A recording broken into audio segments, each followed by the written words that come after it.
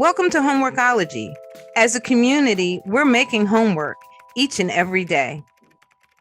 Welcome to Homeworkology. Thank you. I'd like to welcome Jumi Kassim to our little program here today. Really our conversation, really just kind of digging into the experiences, the trials and tribulations of the last few years, but also probably some of the epiphanies that as a community we've had. So Jumi, I'd like to thank you for your time. And if you wouldn't mind, so where are you currently stationed or living? Yeah, I live just outside of Minneapolis, Minnesota.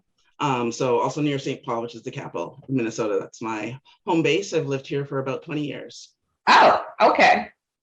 So I have never been to Minneapolis. I tend to like stay away from cold weather places. Yeah. But I guess in the summer, in the spring, if I have occasion to visit, I will do so. You, on the other hand, were a guest of ours over here in Philadelphia not too long ago on a pretty joyful occasion. Yes, yeah. I was there for the wedding celebration of your sister, Yeah. and Kelsey's husband was in an Army training course with my husband earlier this year. So they were both gone for about 6 months from home and down in Georgia. Yeah. Yeah. Something that a lot of people don't get to do, just send their husbands off for 6 months. Well, yeah, and it had actually been really closer to 2 years that he had been gone, just because of the way Army schedules and trainings work, is that he had a long-term training class, and then he was deployed, thankfully in country, but then another training class right after. Okay. So he had about 5 weeks at home. He was home for Christmas, and we were able to go to Toronto to see my parents, but just a brief sort of respite at home before going off to Georgia and missing yet another Minnesota winter. So. Okay, well, there's always a bright side to everything, but at this point, I'm sure you miss him a good deal. That's a lot. I mean, a little independence, a little away time is something. Exactly. Yeah. This is becoming a trend. But let me ask you, so it seems like with that timeline, then some of what occurred with the pandemic, you had to endure a lot of that alone. Is that correct? Yeah, he was, Minneapolis has been an interesting place the last couple of years. George Floyd was murdered. I want to say about 6 miles from where my downtown office place is. We were working from home at that point, but the unrest, the protests that happened surrounding that definitely got pretty close to our location here. And so that was a point in time when I, as a Black woman in a primarily white state and primarily white suburb of a city in the state, was kind of just dealing with that on solo. And, it was, so it was just one of the extra challenges that I want to say I was facing here. That was a hard time for the whole country, but there was just something about the fact that it was happening here, and that added to that. So Jimmy, tell me in that context, because certainly the location is primarily a white community, and then you have an industry that is heavily trending in that direction as well. Yes. And so tell us a little bit about what you do. Yeah, sure. So I work as a patent attorney, which means that primarily I work in a law firm, and I work on helping companies and inventors get protection for their inventions. And I work closely with the United States Patent and Trademark Office, as well as working with offices around the world through different, we have sort of international council that we work with. So what's interesting about me in the law is that in order to be a patent attorney, you need to have some kind of a technical background. And so I actually worked as a software engineer for a local medical device company for a little over a decade before leaving that. I went to law school part-time during part of that, and then was able to join this firm in my last year of law school. Fascinating. Because I have a little experience with lawyers. My father's an attorney, and my husband also is a lawyer. And so I've been looking at the lifestyle of lawyers and the evolution of law firms and partnership tracks all my life. Okay, yeah. I know a lot of lawyers who start off as attorneys and decide they want to do something else. I mean, a ton of them. Yes, yeah. Not too many that start off as something else and then to choose later on in their process. So that's pretty interesting in and of itself. So law firms are traditionally there's like a couple of industries, and with good reason, because you all have heavy obligations for privacy and protecting people's information and whatnot, and they tend to be more conservative in terms of their perspective on work-life balance. And if you're on the partnership track, there has traditionally been no work-life balance, at least early in your career while you're kind of making your bones. What do you see that was when you kind of entered in, and then how has it been impacted by what happened in 2020? Yeah. So one thing I want to touch on is that idea that when you're on the partnership track, then you have no work-life balance, because I think that is something that has been changing across the industry, and especially the firm I work for. And we are an intellectual property boutique. We've got about 20 attorneys. So it is a small business and has always run in that vein of, we want people to be able to live their lives while they are also building successful careers. And that's one of the reasons I like working specifically where I work. So that as far as being able to attract and retain talent, it has been important for firms to start, especially firms in small markets like Minnesota, to really be just a little bit more forward thinking in terms of what you expect out of your employees, as far as like FaceTime, hours in the office, and how much of your personal life is your own. And part of that is in the type of law that we do, which is patent prosecution, which is applying for patents. We have very, very few last minute deadlines. Most of our deadlines we know about 3 months in advance. Every once in a while we have a client need that comes up, and when there's a client need, it's understood you are going to do the thing. Right. But it's also understood that should only be because the client needs you last minute, not because you messed it up or you missed the deadline, right? Yeah, exactly. And so that is one thing that I have been able to take advantage of over the course of the time that I've been at the firm. But I will say that one thing that the firm was maybe slower about, and I think and I can speak now for the industry as a whole, is the switch away from assuming that you're going to have an office as a home base.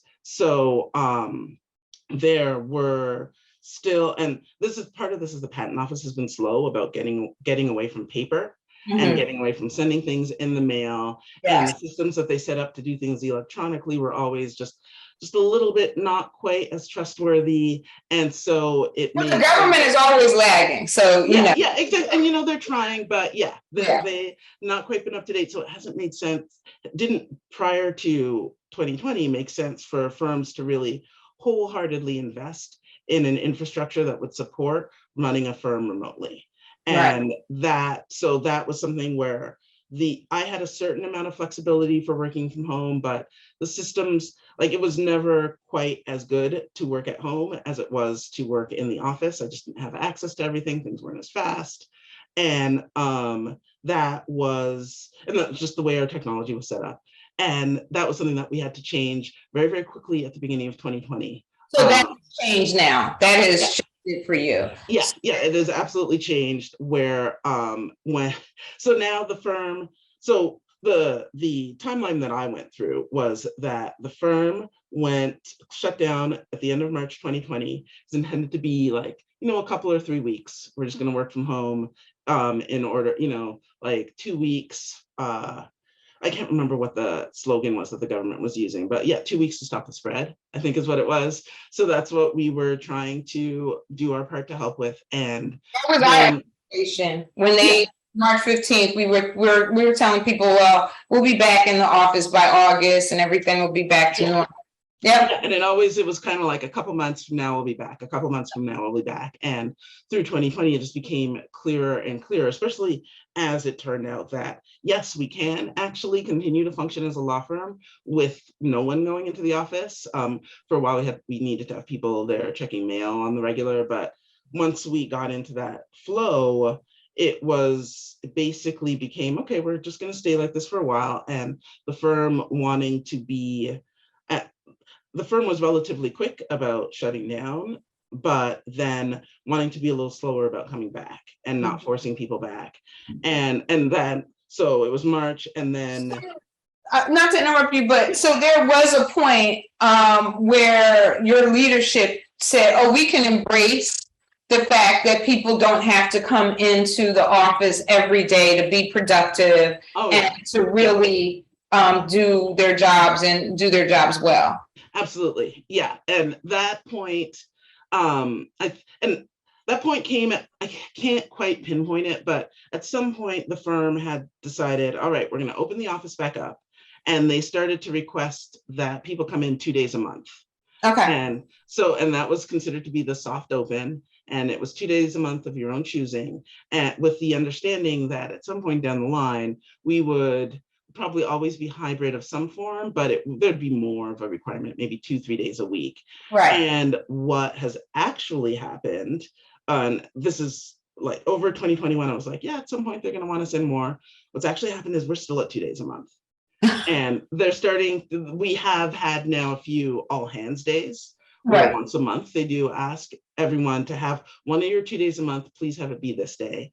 And we know the schedule of those for like through the rest, like at least through the first half of next year of when they want everyone in on the same day. But besides that, it has been very much work for your day. If you need to meet with a client in the office, then you need to be in the office. We hardly ever do that now. But generally speaking, most of the time we can do most of our work remotely. So I'm curious, how does, and I know, so the type of law that you practice is such a specialty. I can't think of one other well, that's not true. I know one other Black woman who is in that field or in that specialty. But other than that, I don't know anybody else. And how does that, is your like firm very collaborative? Like, is there a reason or a necessity? And how has that been impacted by everybody working remotely except for the 2 days that aren't even the same? Like, how does that work? And, that has actually been a challenge. And where it really is most of a challenge is as far as mentoring. And working, I'm still at a point in my career where I am still working with senior partners on certain projects and want to understand where they're coming from as far as like client relationship decisions, those sort of strategy discussions, where before the pandemic, I would have days when I would spend time in the office of one or more of the senior partners for like either sitting in on calls or just I would do some work on a patent application and then work with the senior partner who was actually going to sign it to understand so that I could basically teach them what the technology is that this is about. And that is one way that it works really well as far as teaching me the law. And then people who have been out of the technology space for longer, they're still patent attorneys, they still keep up on it, but it's just a different focus. So to help us work together. And so one thing you lose when you go remote is you lose the spontaneity of those situations. And one reason, and so if there's work that you want to be able to delegate, and when I work with junior attorneys or some of our law clerks, it's oftentimes like there's a project, like needs to be done in the next couple of days. I want to be able to talk someone through what's going on. And previously, we have in the office, all of our law clerks sit in sort of the joint office. And so like there are some days when you can just walk in and say like, hey, who's available to work on such and such? And that is a really good way of making sure that the clerks get a chance to work with all of the attorneys, and they like people get to know them, you get to know staff. And that I don't think we did manage to find a perfect solution for. And that's part of the reason why I do actually go into the office a little bit more, especially over the summer, because that is when number one, it's nicer to go in to be in downtown Minneapolis in the summer. And also that's when our clerks are in. And so I want to be there to be able to work with them on that one-on-one basis. No, because I wonder, and it's not just that industry, but in general, that whole passive like transference of knowledge and information, the things you just learn by observing your leadership and understanding their take on client interaction, or just all the subtleties that really you start to hone and polish yourself in a young professional capacity, and then move into that middle space and then to that senior space. There are things that are spoken and are like really direct, but then there are a lot of things that are implied. And we do have to figure that out. But all in all, your preference in terms of in the office or kind of where we are now, do you think this is where do you see us going from here? Is this a workable space that we're in professionally? I think it has to be. I think that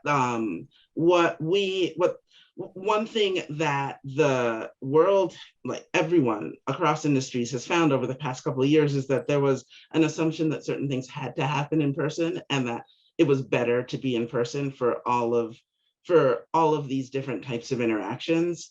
And what I've learned in my practice, and what I think the world is learning, is that in a lot of ways it is better to be able to work, to be remote. We're in a globalized world. My practice is very, very global. One of my biggest clients is based in Sweden. And that would previously involve, like nobody really had like video tech that worked really solidly. So we do a lot of like voice teleconferences, and then we'd plan to, we're going to have someone fly out there once a month to spend some time like actually being available in office. And what a bad problem to have. Send me to Sweden for a couple of weeks. And the thing is, personally, myself as a person who is happily child-free, then that like traveling around the world would be I would have a lot of fun with that. Yes. But it would also, I think, in that kind of a world, that space is harder for people who want to, and unfortunately, it's especially women who are expected to take on those roles, but also the men who want to step up and as in that parenting role, for them to be able to say, oh honey, I have to go to Sweden for a couple of weeks. Like, that is not something that's really sustainable for a lot of families. And again, when we talk about work-life balance and how we want to work to live and not just live to work, while also having work that you want to live to work for, which I'm lucky that I get to do that in my job. But it's so instead of say, okay, we're going to have a really, really intense week, you're going to fly to Sweden, you're going to be jet lagged, you're going to work really intensely for a week, and then you're going to fly home. It is more of a, hey, we can have a standing meeting once a week. And, because it is, because I'm working from home, there is definitely a difference in what I need to do in order to show up professionally for a meeting from home at 7 a.m. versus what I need to do to show up professionally for a meeting that starts at 7 a.m. in the office. And so that makes it easier for me to be able to work with my clients on a schedule that meets with their work schedule, because I'll tell you, in Sweden, and this was pre-pandemic, post-pandemic, they do not like being in the office after 4. We don't like coming in before 9 either, but like definitely 4 p.m. If you're asking them to stay later than 4 Swedish time, you're not having it. So that means I'm waking up early, and that's fine. They're the clients. So. That's interesting though, because it sounds as if like when your perspective is not so much entrenched in either camp, but the flexibility and the ability to like look at and assess different situations in real time and say this is the best response without having a baked cookie cutter response to all things and trying to apply it probably seems to be the best thing, at least from a professional perspective, that has come out of this for you. Is that true? Absolutely. The embrace of the flexibility, and that I've had to do some work on that as well, in that pre-pandemic, I didn't work from home very much because I didn't feel like things were set up particularly well. The first few weeks when we were working from home, I hated it. I just felt like work was invading this space. Like, I've got my little home office here, but really this is where I played video games and surfed the internet and like relaxed, not a place where I would be intensely working. And so transitioning to working from home was difficult for me, but I have embraced it and I really like it. And then when I transitioned to going into the office more, that what I have the ability to do it on my own. I was able to choose, but I was still very grumpy about being in the office and everything that goes around, having to like dress up for my day, go out and like add the commute time into the whole day. But that I get my commute now, which is my sort of transition between home time and work time. I can shut down, I log off my computer at the end of the day and I'm done because I'm leaving the office. So that there are advantages to being in the office. And so now my last few months I've been working on I'm going to be good at working everywhere. Yeah. And so that has allowed me to now kind of try and schedule my week of like, I'll be in the office these days, and then just so I have a plan, if anything, just to figure out laundry. And then also it means that I am better. For example, I was out of town for a wedding last week, and I was able to work the 2 business days of the week because in a way that I had not really previously been able to get myself in the mindset of I'm in a hotel room and I'm doing work kind of thing. And so, but now I can do that, which means I can travel more. So that is so perfect. And, in line with what kind of brought us to this place, and I was telling you a little bit before we started filming, that because we are standing up this bricks and mortar store called Home Works Well, and Home Works Well, the intention is to really help to enhance people's homework experience. But our slogan is to work well wherever you are. And so I don't think that there is a perfect solution or a perfect place or a perfect space, but it's really what happens inside you, the individual. You're the person that's going to determine the best working and professional outcome, no matter where you are. So I love that you've embraced the flexibility. I love that you kind of worked on yourself on both sides of the coin. Yeah. You know what else I love? I love your background. I love your background because it's so funny. You were talking about the lighting and the Zoom and whatnot. And we really are, people need to kind of step up the fact that you speak volumes. Like there is a conversation that's being had by your context when you come on to Zoom calls and whatnot. And it makes such a difference. So in terms of like the personal aspect of it, you're now good and you're feeling positive about moving forward with this hybrid kind of work situation? Yeah, I cannot imagine working for an organization that would expect me to be in an office 9 to 5, Monday through Friday. And I am fortunate in that my position and sort of the career that I'm in mean like this is work that very clearly can be done anywhere. And so it is very much that's the expectation that employers are always going to have. And so I'm always going to work for a firm that allows that level of flexibility. one thing that I worry about just industry-wide is there is a certain amount of flexibility that myself as sort of a white collar worker that I get. I'm ready to go there. Yeah, the essential workers. Takes it and makes the greater divide between those people who absolutely cannot and never can, and the rest of us who have the privilege. Exactly. It did put a spotlight on the disparities when we were talking about, hey, we'll just have the students stay home, but what condition are those students living in as they have no respite from that? So and we have in our law firm, we've got attorneys and we've got support staff, and pre-pandemic, even though our systems were not perfect for working from home, there was sort of an understanding that attorneys could work they could work remotely at their own choice, on their own schedule, whenever they wanted. Just most people chose not to. But the corollary to that was an expectation that sort of the support staff could almost never work from home.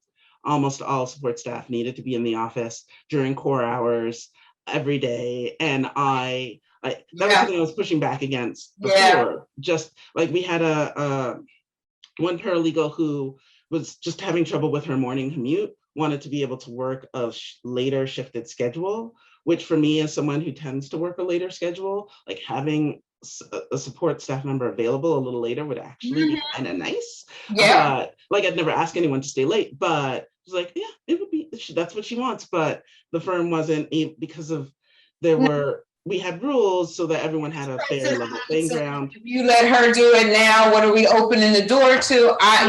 Flexibility. And that always just felt unfair and wrong to me. And it was something that I was like, whatever influence I could use to try and tweak that, I was trying to bring that to bear. But then the pandemic now has made it so that it's pretty clear that no, we don't need our support staff to be in on more than a couple of days a month, period. So why are we requiring it? And the one thing we found is, like, as we've been growing and we've got more work, more clients coming in, we need to hire. And it is being able to hire from anywhere in the country is really great. And then also it's hard to hire now people and tell them that you have to be in downtown Minneapolis 5 days a week. We get more candidates because we advertise that we are a hybrid workplace. Like, I do expect we're going to go into maybe a 2 to 3 days a week requirement. But I mean, even that is a huge sea change. Like that is So and so it's one of the things is, like, for those frontline workers, those essential workers who physically need to be in a place every day, like that, then, like, I have the privilege and the perk of working from home. We are making an expectation that people need to be in a place that in some ways should be reflected in, like, just flat out compensation is one of my feelings there, is that I find it very ironic. It tends to be the higher paid workers who have more flexibility, and the lower paid workers in our society have less flexibility. And that is something that sort of employers need to figure out how to make that right. Yes. And I think that those are the conversations that really unintentionally have been started. I don't know. I think there was a lot of pressure to figure out a lot really quickly when we were feeling the most of it. Now that we're starting to kind of open up and go back into what feels like a little bit more normality, I wonder those conversations around women, around the impact of being primary caregivers to children, at the same time running a career, and then not having the benefit of a white collar position where even staying at home is a conversation. If you're working at Walmart or wherever and Chick-fil-A and you're a manager, there's really no, you still have to take care of your kids, and you still, like, nobody's saying, hey. So, but I do think that the start of the conversation, like these conversations, are so important, especially around those areas and around areas of even emotional well-being.